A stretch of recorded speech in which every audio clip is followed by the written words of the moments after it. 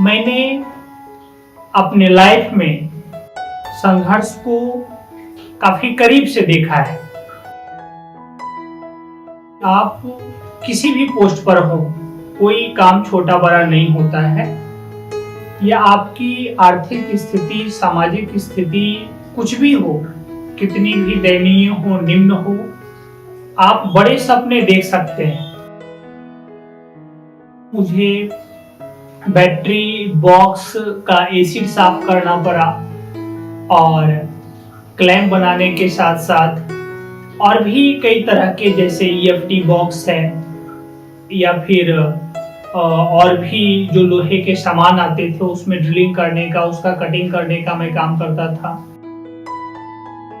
वहां मैं RPF के पास से सेक्शन का चाबी लेता था, जाके ग्रिल खोलता था और जो सीनियर सेक्शन इंजीनियर, जो हमारे फोरमैन थे, सुपरवाइजर थे, उनके बैठने का जो चेयर टेबल होता है उसको साफ करके उनके लिए 2 बोतल पानी मोटर चालू करके भर देता था।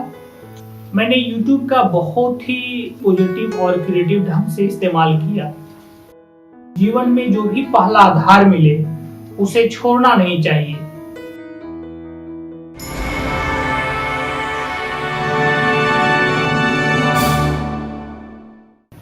नमस्कार दोस्तों, मैं महेश कुमार हूं। हाल में 64th BPSC में मेरा सिलेक्शन रेवेन्यू ऑफिसर के पोस्ट पर हुआ है।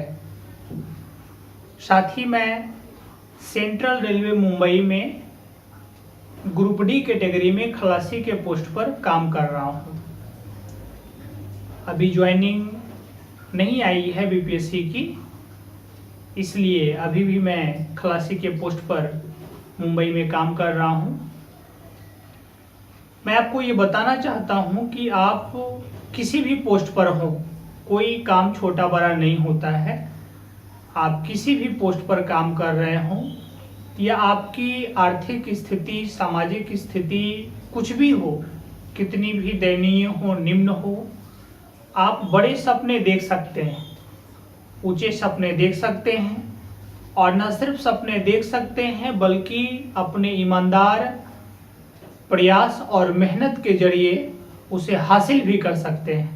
यूपी लोक सेवा आयोग में नौकरी पाने का सुनहरा अवसर। पढ़े भारत के टॉप एजुकेटर्स के साथ और पाए कंप्लीट स्टडी मटेरियल एक ही ऐप पर। Download entry now. मैंने अपने लाइफ में संघर्ष को काफी करीब से देखा है। सभी सिविल सेवा के अभ्यर्थी या अपने जीवन में किसी भी क्षेत्र में काम करने वाले लोग, सभी लोग संघर्ष करते हैं। उनके जीवन में चुनौतियां आती है। विशेषकर सिविल सर्विसेज की तैयारी करने वाले, अलग अलग बैकग्राउंड से आने वाले विद्यार्थी काफी अधिक चुनौतियों का, संघर्ष का सामना करते हैं। हो सकता है कि नॉलेज के लेवल में कोई ज़्यादा जानता हो, कोई कम जानता हो, लेकिन कुछ लोगों को संघर्ष कुछ अधिक ही करना पड़ता है। और मैं आपसे अपने संघर्ष की एक छोटी सी यात्रा साझा करना चाहता हूँ। फरवरी 2016 में मैंने ग्रुप डी का जॉब, खलासी का पोस्ट ज्वाइन किया था मुंबई में। उस समय 56वीं से 59वीं मेंस की मैं तैयारी कर रहा था BPSC की, पटना में रहकर। तैयारी ठीक ठाक चल रही थी, लेकिन चूंकि परिवार वालों की भी इच्छा थी और मैंने भी काफ़ी तार्किक विमर्श किया, तो यह पाया कि जीवन में जो भी पहला आधार मिले उसे छोड़ना नहीं चाहिए। आप पहले उस जॉब से जुड़िए, देखिए वहाँ का वर्किंग कंडीशन कैसा है, क्या वर्किंग आवर है, किस तरह का वर्किंग नेचर आपको मिला है।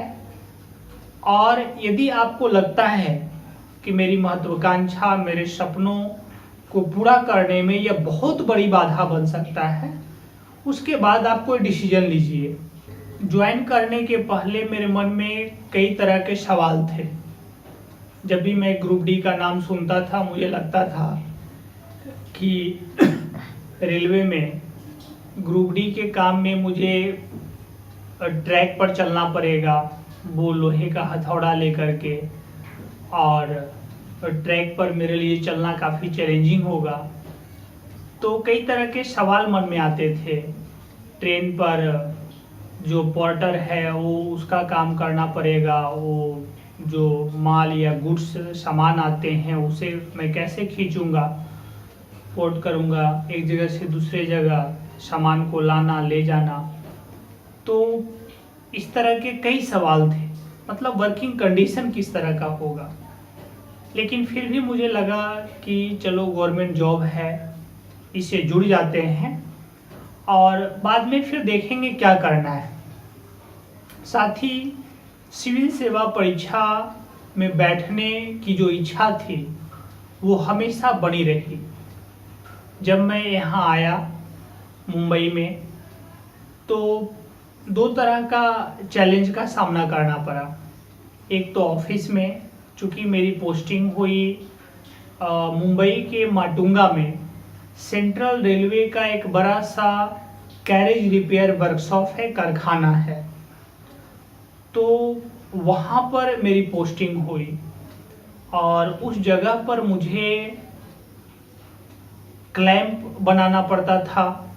लोहे की पट्टी का मैपिंग करके उसका क्लैंप बनाते थे। क्लैंप बनाने के पहले उसमें ड्रिलिंग करते थे, फिर उसको ग्राइंडिंग मशीन पे जो वो लोहे के छोटे छोटे निकल आते हैं उसको ग्राइंडिंग मशीन पे सेम चिकना करना पड़ता था। फिर उसे कैंची लोहे का बड़ा सा होता था, उसे मैनुअली ही हाथ से काटना पड़ता था, खुद ही एक हाथ से पकड़ना पड़ता था। जहाँ पे निशान माप लेकर के मैंने ड्रिलिंग किया था और एक हाथ से काटना पड़ता था। तो ये एक चैलेंजिंग था। फिर कुछ दिनों मुझे बैटरी बॉक्स का एसिड साफ करना पड़ा और क्लैंप बनाने के साथ साथ और भी कई तरह के, जैसे EFT बॉक्स है या फिर और भी जो लोहे के सामान आते थे उसमें ड्रिलिंग करने का, उसका कटिंग करने का मैं काम करता था। और 6:45 से हमारा वर्कशॉप स्टार्ट होता था और मेरा काम था सेक्शन को खोलना। तो मैं घर से 4:55 में निकल जाता था और 5:17 की लोकल मैं पनवेल से पकड़ता था। 6:30 के आसपास में माटुंगा पहुंच जाता था और वहाँ मैं RPF के पास से सेक्शन का चाबी लेता था, जाके ग्रिल खोलता था और जो सीनियर सेक्शन इंजीनियर जो हमारे फोरमैन थे, सुपरवाइजर थे, उनके बैठने का जो चेयर टेबल होता है उसको साफ करके उनके लिए 2 बोतल पानी मोटर चालू करके भर देता था। और उसके बाद मैं करीब करीब 7 बजे से 7 से 7:30 तक बैठ करके योगा या एक्सरसाइज वहीं पे करता था। उसके बाद नाश्ता करके हमारा काम वर्कशॉप का स्टार्ट होता था। तो ये एक चैलेंज वर्कशॉप का था और लोहे का काम 6 घंटा 8 घंटा करने के बाद वर्कशॉप में, उसके बाद घर पर आना और मुंबई लोकल का सफ़र काफ़ी थकावट भरा होता था। इस बीच पनवेल से माटुंगा जाने के बीच में मुझे कुर्ला एक कनेक्टिंग बड़ा सा जंक्शन पॉइंट है, वहाँ पे चेंज करना पड़ता था। काफ़ी भीड़ होती थी, कई बार मैं भीड़ के धक्के खा करके प्लेटफॉर्म पर गिरा भी और इस तरह से एक प्लेटफॉर्म से दूसरे प्लेटफॉर्म पर चढ़कर आना काफ़ी चैलेंजिंग था। उसके बाद घर आना, फिर खाना बनाना, घर का सारा काम करना, फिर बैठ कर के पढ़ाई करना, ये थोड़ा शेड्यूल काफ़ी चैलेंजिंग था। लेकिन यकीन मानिए यह सफ़र काफ़ी मज़ेदार रहा और मैं सबों को यह कहना चाहूँगा कि जीवन में या किसी भी परीक्षा की, किसी भी प्रतियोगिता परीक्षा की तैयारी करने के दौरान कोई भी चुनौती आपके जीवन में आए, आप उसका डट कर सामना करें।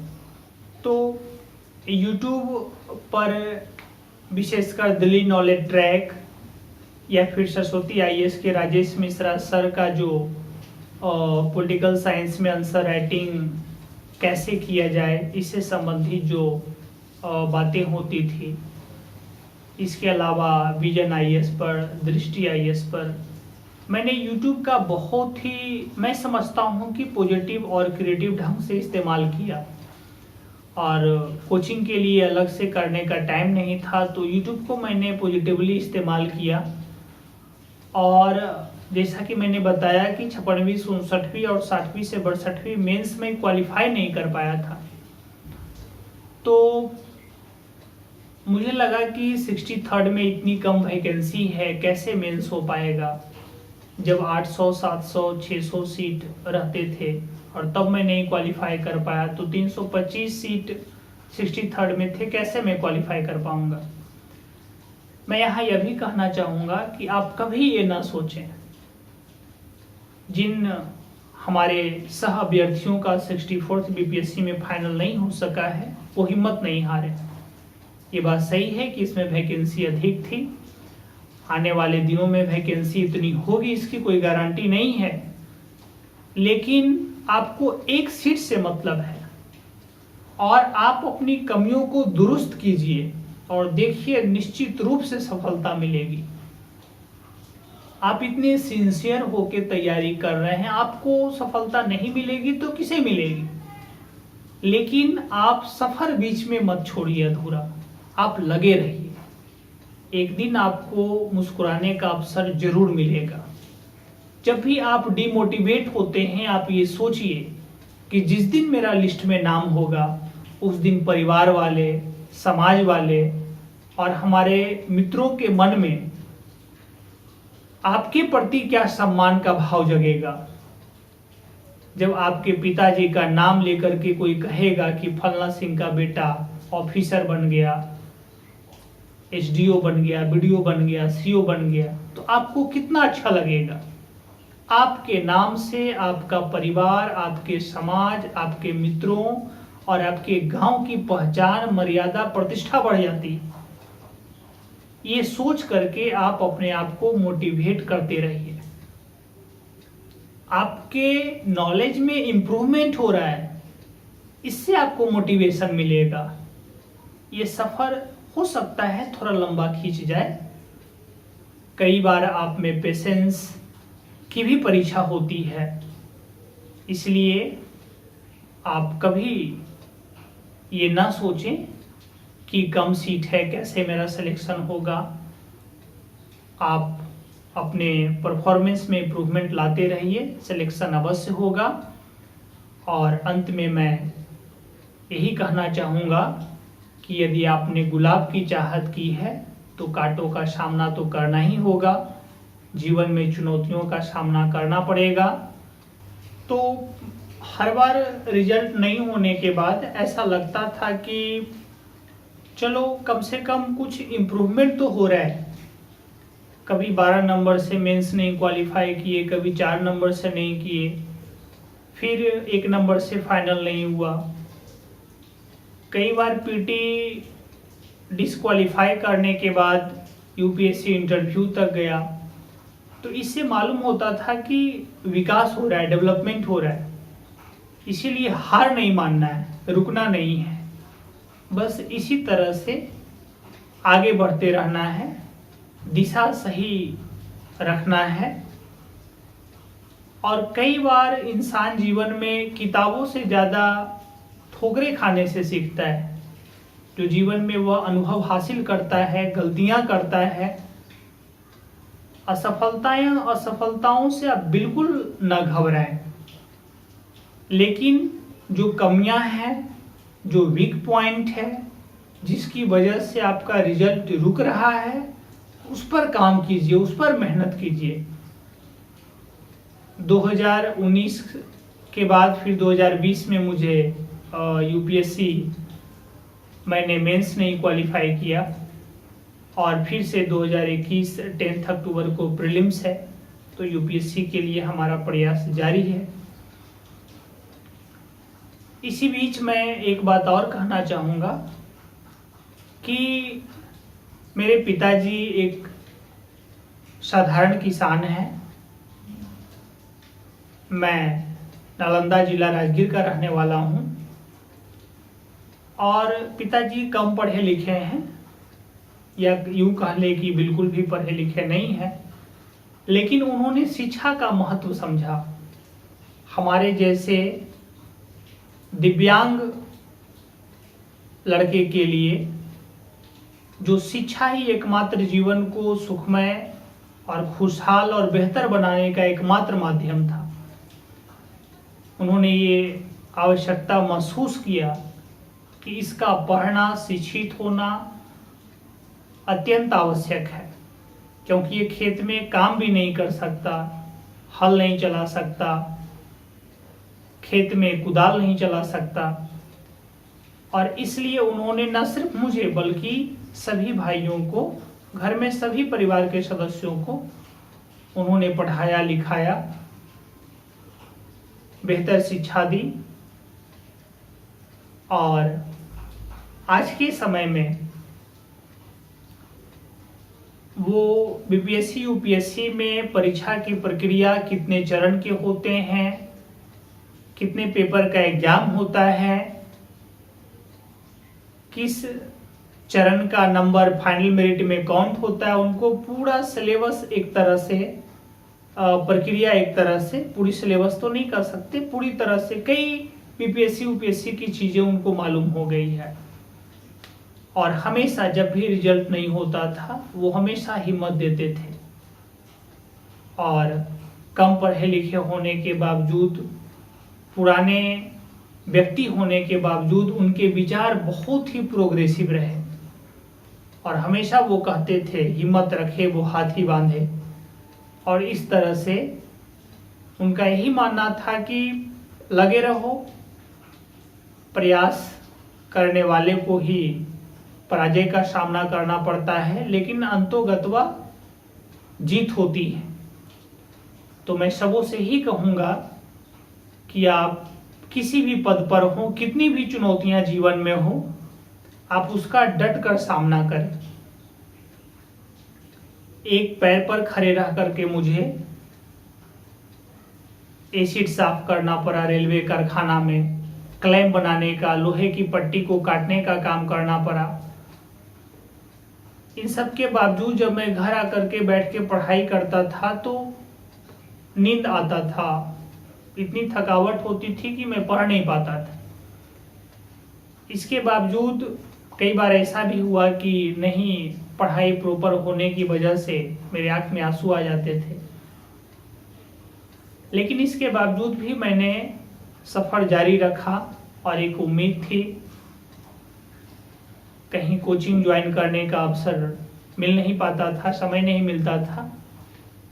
यूपीएससी मेंस के बाद मैंने पुणे में विजन आईएएस का टेस्ट सीरीज ज्वाइन किया था। संडे को मैं जाता था वहाँ, सुबह जाता था, रात को आता था 10:30-11 बजे के आसपास। वहाँ मैं मेंस का टेस्ट सीरीज लिखता था। इससे मैंने जो सप्ताह भर में मैं जो पढ़ाई करता था उसका मूल्यांकन करने का, सेल्फ एवेल्यूएशन करने का एक अवसर मिलता था। और जीवन में किसी भी तरह की चुनौतियां आए, वह आर्थिक चुनौती हो सकता है, सामाजिक हो सकता है, निजी पारिवारिक हो सकता है, आप घबराएं नहीं। ये बातें बहुत छोटी है, सुनने में छोटी लगती है, लेकिन इसका जीवन में काफ़ी अधिक महत्व है। आप डटकर उन चुनौतियों का सामना करें। यकीन मानिए, ईश्वर एक व्यक्ति को एक सीमा से अधिक तकलीफ में, कष्ट में नहीं देख सकते हैं। एक दिन जरूर अंधेरा छटेगा, उजाला आएगा, सुबह होगी और आपके चेहरे पर मुस्कुराहट होगी, सफलता अवश्य आपके कदम चूमेगी।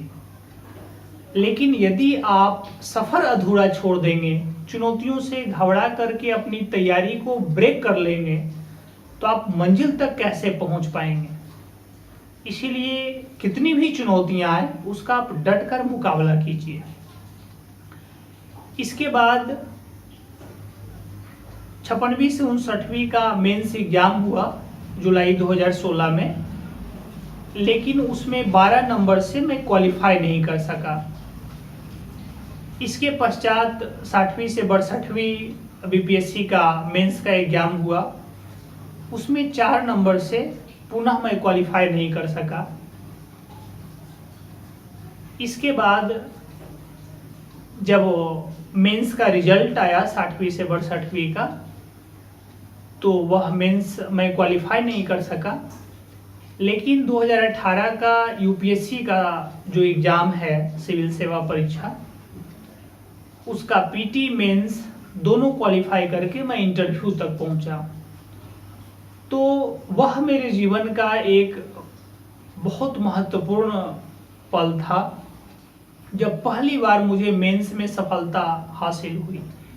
इससे पहले स्टेट पीसीएस का, बिहार पीसीएस का मैंने 2 बार प्रीलिम्स क्वालिफाई किया था, लेकिन मेंस नहीं पास कर पाता था। मुझमें कुछ कमियां थी, कुछ वीक पॉइंट थे जिस पर मुझे काम करना था, लेकिन ईमानदारी से मैं उन पर ध्यान नहीं दे पा रहा था। यूपीएससी सिविल सेवा परीक्षा 26 फरवरी 2019 को मेरा मनोज सोनी सर के बोर्ड में इंटरव्यू था, और 2019 में 64वीं का फरवरी के महीने में प्रीलिम्स का रिजल्ट आया था। उसमें मैं प्रीलिम्स क्वालिफाई किया था। यूपीएससी का फाइनल रिजल्ट 5 अप्रैल 2019 को आया। उस में मेरा फाइनल सिलेक्शन नहीं हो पाया। 899 ओएच कैटेगरी का दिव्यांग श्रेणी का कट ऑफ गया और मेरा 896 नंबर आया, जिसकी वजह से फाइनल सिलेक्शन 3 नंबर से नहीं हो पाया। मैं शायद बताना भूल गया आपको कि मैं एक दिव्यांग स्टूडेंट हूं और दिव्यांग श्रेणी के लिए मैं अप्लाई करता था, और यूपीएससी का फाइनल रिजल्ट 3 मार्च से नहीं होने के बाद मैं काफ़ी उदास हो गया। सबको उम्मीद था कि बीपीएससी नहीं हो रहा है तो कुछ बड़ा हाथ लगेगा, यूपीएससी में सिलेक्शन होगा, लेकिन यूपीएससी भी फाइनल नहीं हो पाया। यह समय बहुत चुनौतीपूर्ण था। यह वो समय था जब लगा कि शायद मैं ऑफिसर पोस्ट के लिए डिजर्व नहीं करता हूँ। तभी तो कई बार मेंस नहीं क्वालिफाई कर पाया, फिर यूपीएससी फाइनल नहीं हो पाया। हालांकि इससे पहले मैंने यूपीएससी का पीटी 2015 में दिया था, लेकिन क्वालिफाई नहीं कर पाया। 2016 में भी दिया, नहीं क्वालिफाई कर पाया। 2017 में ब्रेक लिया और 2018 के यूपीएससी सिविल सेवा परीक्षा में प्रीलिम्स मेंस क्वालिफाई करके 2019 में मैंने इंटरव्यू दिया। आप में क्षमता है, प्रतिभा है और अपनी महत्वाकांक्षा को पूरा करने के लिए आप पूरे जुनून के साथ मेहनत कर रहे हैं, तो आपको सफलता प्राप्त करने से कोई नहीं रोक सकता है। यूपी लोक सेवा आयोग में नौकरी पाने का सुनहरा अवसर। पढ़े भारत के टॉप एजुकेटर्स के साथ और पाए कंप्लीट स्टडी मटेरियल एक ही ऐप पर। Download entry now.